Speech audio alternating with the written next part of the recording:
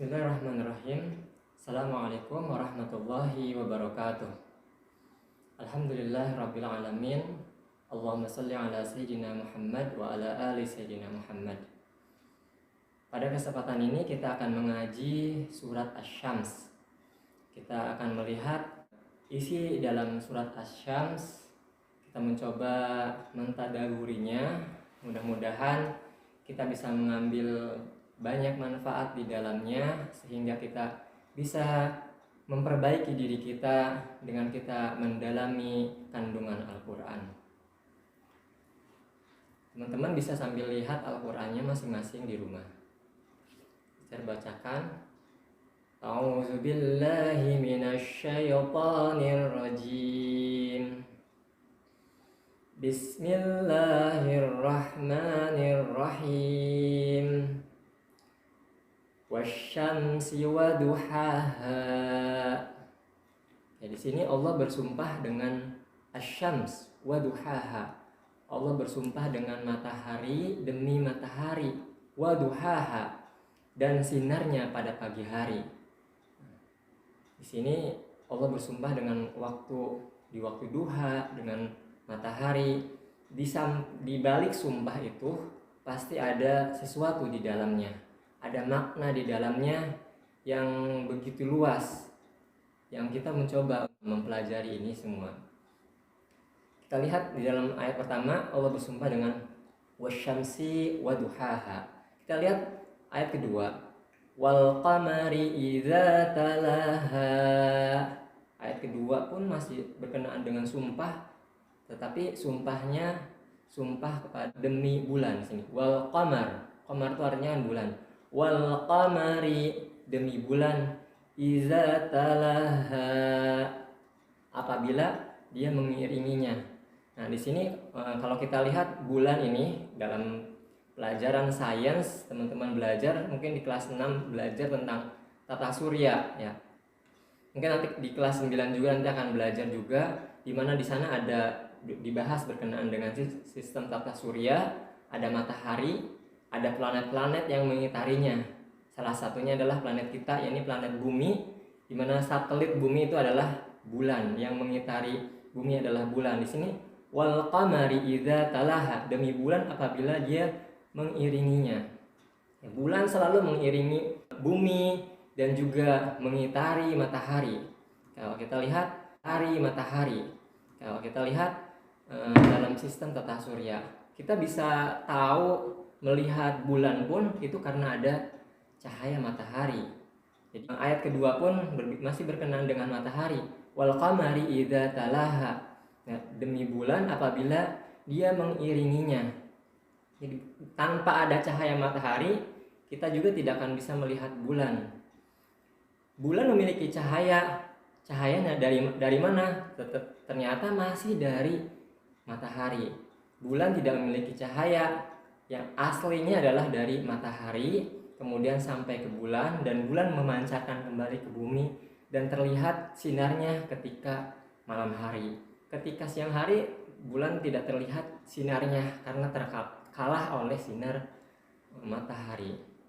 Oke. Banyak makna di dalamnya. Kita lihat ayat selanjutnya nih. Wan nahari idza jallaha. Demi siang, Allah bersumpah dengan siang. Idza jallaha, apabila dia menampakkannya. Ya, di mana matahari di siang menampakkan cahayanya sampai kepada kita jelas sekali di siang hari. Kita lihat wal laili idza yaghshaha. Di ayat keempat Allah bersumpah dengan malam, wal laili, demi malam, idza yaghshaha, apabila dia menutupinya, gelap gulita. Jadi pada malam hari itu dia bisa gelap karena memang tidak sampai cahaya matahari ke bumi. Dia bisa malam pada waktu malam itu ada bulan, kita bisa melihat bulan, dan itu pun adalah pantulan dari sinar matahari. Kalau kita lihat dari ayat 1 sampai ayat 4 ini masih berbicara berkenaan dengan matahari, di mana sinar matahari yang menyebabkan adanya siang, yang menyebabkan adanya malam, yang juga kita bisa melihat adanya bulan. Kalau kita lihat kaji berkenaan dengan sinar matahari, ada beberapa sinar, jenis dari sinar. Ada sinar yang bisa kita lihat, ada sinar yang tidak bisa kita lihat. Itu akan dipelajari teman-teman di pelajaran sains, mungkin khususnya di pelajaran fisika. Itu ada berkenaan dengan sinar. Oke, kita lanjutkan ayat sini. Was-sama'i wa ma banaha. Sini masih berkenaan dengan sumpah. Allah bersumpah dengan demi langit. Was-sama', sama itu artinya langit. Was-sama'i wa ma banaha, dan pembinaannya. Kita lihat ayat selanjutnya. Wal ardi wa ma tahaha. Wal ardi, demi bumi. Allah juga bersumpah dengan bumi. Wa ma tahaha, dan penghamparannya. Luar biasa sekali di sini. Untuk apa ya ini sumpah-sumpah ini? Kita lihat jawabannya ada di ayat selanjutnya.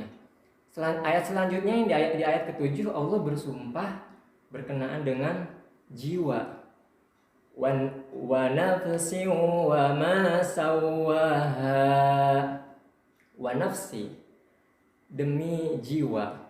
Wa nafsi wa ma sawwaha, demi jiwa dan penyempurnaan ciptaannya.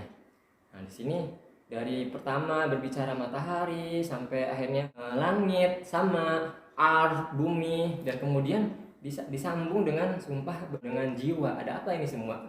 Kita lihat di ayat selanjutnya, ada jawabannya. Ayat ke-8. Fa'alhamaha fujuraha wa taqwaha. Nah, di sini lihat fa'alhamaha, maka dia mengilhamkan kepadanya, kepada jiwa, mengilhamkan. Fa'alhamaha fujuraha wa taqwaha, jalan kejahatan dan ketakwaan. Ada dua jalan yang Allah ilhamkan ke dalam diri kita, yang kita bisa memilih itu. Ini jalan kejahatan, ada jalan ketakwaan. Semua orang mengetahuinya. Semua orang dengan jiwanya Allah ilhamkan kalau ini baik, kalau ini buruk. Semua, bahkan pencuri sekalipun, dia mengetahui kalau apa yang dia lakukan itu salah. Itu adalah kejahatan, dia menyadarinya. Nah, di sini Allah mengilhamkan ya kepada jiwa, yakni fujuroha wa taqwaha, jalan kejahatan dan jalan ketakwaan. Ini adalah ujian buat kita. Kita bisa melakukan kejahatan, bisa melakukan ketakwaan. Nah, tinggal kita mau ngambil yang mana. Ini adalah ujian buat kita. Ya, kita di dunia ini diuji dengan potensi-potensi ini. Kita mau melakukan yang mana? Ya, semua diilhamkan seperti itu. Tinggal kita memilih yang mana. Di sini kita lihat ayat selanjutnya.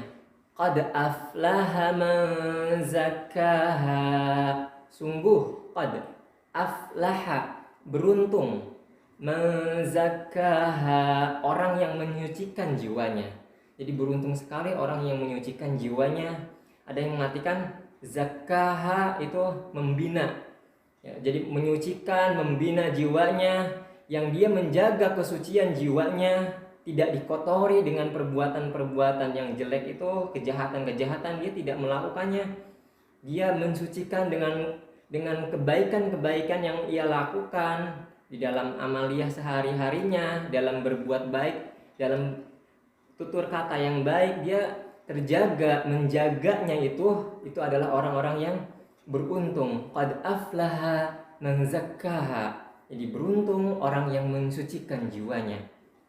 Lihat, jadi orang yang berada dalam ketakwaan ini orang yang beruntung. Kita lihat ayat selanjutnya. Wa qad khaba man dassaha, dan sungguh khaba, rugi ya. Sungguh merugi man dassaha, orang yang mengotorinya, orang yang mengotori jiwanya itu sangat merugi sekali. Orang yang memilih jalan kejahatan, jalan yang mendapatkan kemurkaan Allah di dalamnya, itu adalah orang-orang yang merugi. Dalam bahasa lain, di dalam diri kita ada potensi-potensi. Ketika potensi itu ditutup, tidak dibangkitkan, tidak diasah, itu orang yang merugi. Tapi kalau seandainya potensi-potensi yang ada dalam diri kita, di dalam jiwa kita, kita asah, kita latih, sehingga muncul potensi-potensi yang besar yang ada di dalam diri kita, dengan kita belajar, dengan kita melakukan hal-hal yang baik, potensi itu kita buka semuanya itu, maka itu orang-orang yang beruntung. Kita lihat ayat selanjutnya. Kazzabat Tsamudu biṭaghwaha. Sini Allah kasihkan contoh dalam satu kisah orang-orang terdahulu. Ini berkenaan dengan kaum Tsamud. Kazzabat Tsamud. Ini adalah kisah orang-orang terdahulu. Di dalam Al-Quran banyak sekali kisah-kisah orang terdahulu, sejarah orang terdahulu banyak sekali. Untuk apa itu disampaikan? Untuk pelajaran di zaman kita sekarang, agar kita ngambil pelajaran dari orang-orang terdahulu. Kita lihat, kazzabat Tsamudu biṭaghwaha, telah mendustakan kaum Samud biṭaghwaha, karena mereka melampaui batas. Kalau kita lihat di dalam sejarah, kaum Samud itu kaum yang di dalam artnya sangat baik sekali, sangat bagus sekali. Dalam memahat, seni memahatnya sangat baik sekali. Mereka memahat sampai benar-benar mirip, dan tekniknya luar biasa. Itu kebudayaan ketika itu kaum Samud. Nah, di sana terdapat salah satu nabi, dan Nabi Shaleh alaihissalam. Nabi Shaleh alaihissalam di dalam mukjizatnya, karena kemampuan waktu itu orang-orang ini pahatnya sangat indah sekali, baik sekali. Mukjizatnya Nabi Shaleh adalah dia tidak hanya memahat dengan pahatan yang begitu indah dan mirip, tidak hanya sekedar itu, melebihi itu. Apa? Nabi Shaleh dari batu itu, Nabi Shaleh buatkan seekor unta. Jadi tidak hanya mirip unta, tetapi benar-benar menjadi unta. Dari batu itu menjadi unta. Nah, itu adalah mukjizatnya para nabi ya. Salah satu Nabi Shaleh ini berkenaan dengan untanya, terkenal sekali dalam sejarah untanya Nabi Shaleh. Nah, di sini kadzabat Tsamudu biṭaghwaha, telah mendustakan kaum Samud biṭaghwaha, karena mereka melampaui batas. Idzim ba'atsa ashqaha, ketika bangkit orang-orang yang celaka di antara mereka. Ada orang yang paling celaka ketika itu di zamannya Nabi Shaleh itu, kaum Samud. Kenapa? Kita lihat di sini. Faqala lahum Rasulullahi naqatallahi wa suqyaha.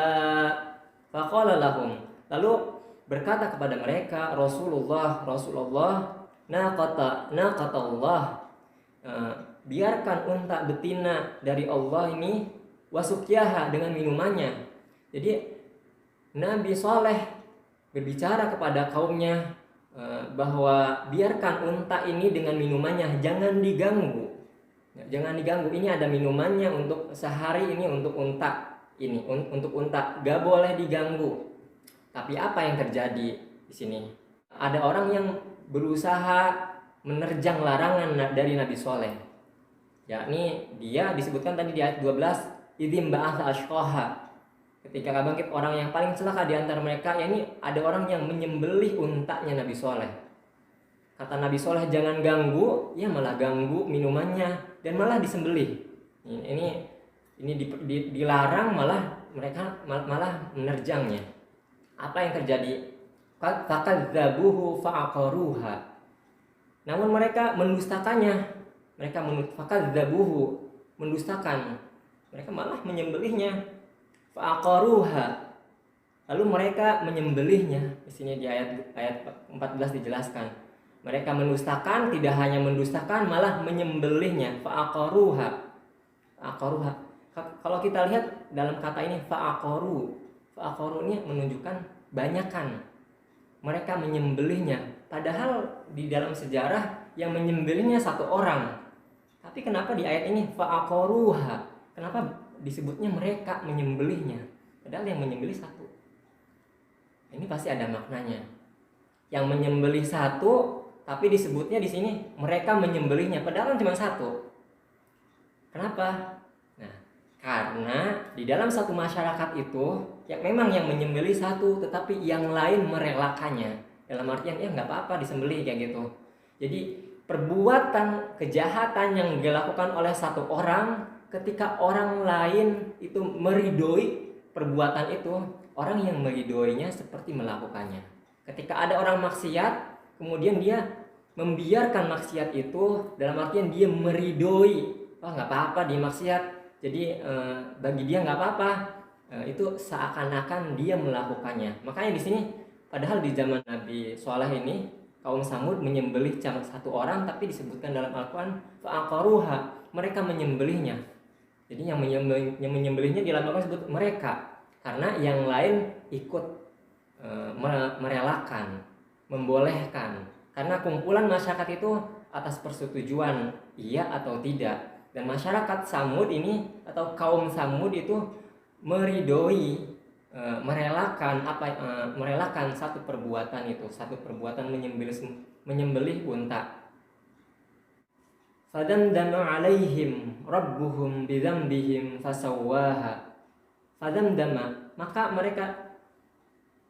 membinasakan alaihim atas mereka rabbuhum bidzambihim fasawwaha, Tuhan mereka karena dosa mereka, lalu dia meratakan mereka dengan tanah. Kita lihat fadamdama alaihim rabbuhum. Di sini Allah membinasakan bidzambihim karena dosa-dosa. Kalau kita lihat bidzambihim karena dzambihim. Dzam itu artinya dosa. Kenapa disebutnya dzam? Dzam itu satu dosa, bidzambihim. Kan enggak bidzunubihim, bukan karena dosa-dosa, tapi karena dosa. Karena dosa mereka. Jadi di sini karena satu dosa, yang lain kena semua. Ya, satu orang melakukan dosa dan yang lain meridoinya, nah itu di sini semuanya kena. Bidzambihim karena dosa mereka. Kalau dosa-dosa itunya bidzunubihim, tapi Allah tidak menggunakan bidzunubihim, tapi sini bidzambihim, karena dosa. Dan karena satu dosa, dosa menyembelih unta itu, bidzambihim karena dosa mereka, fasawwaha, lalu dia meratakan mereka dengan tanah. Jadi diratakan kaum Samud itu. Wala yakhafu uqbaha, dan tidaklah yakhafu, dia takut, uqbaha, terhadap akibatnya. Itu berkenaan dengan surat Asy-Syams. Banyak mungkin kalau kita mencoba mentafakuri ayat demi ayat Al-Quran, akan banyak hikmah di dalamnya. Di antaranya kita bisa mengambil yang pertama dalam surat Asy-Syams ini. Yang pertama, Allah telah mengilhamkan kepada jiwa kita akan baik dan buruk, tinggal kita memilih. Kita memilih yang mana, yang baik atau buruk. Kalau baik akan mendapatkan keberuntungan, tapi kalau kita mengambil yang buruk, keburukan, keterlantaran, dosa-dosa yang dilakukan, itu yang menyebabkan kita menjadi orang-orang yang merugi. Mudah-mudahan kita bisa mengamalkan isi kandungan Al-Quran, yang salah satunya adalah dari surat Asy-Syams. Mudah-mudahan bermanfaat untuk kita semua. Mohon maaf apabila ada hal-hal yang kurang berkenan. Wal afu minkum. Wallahumma waffiq ila aqwamit thoriq. Assalamualaikum warahmatullahi wabarakatuh.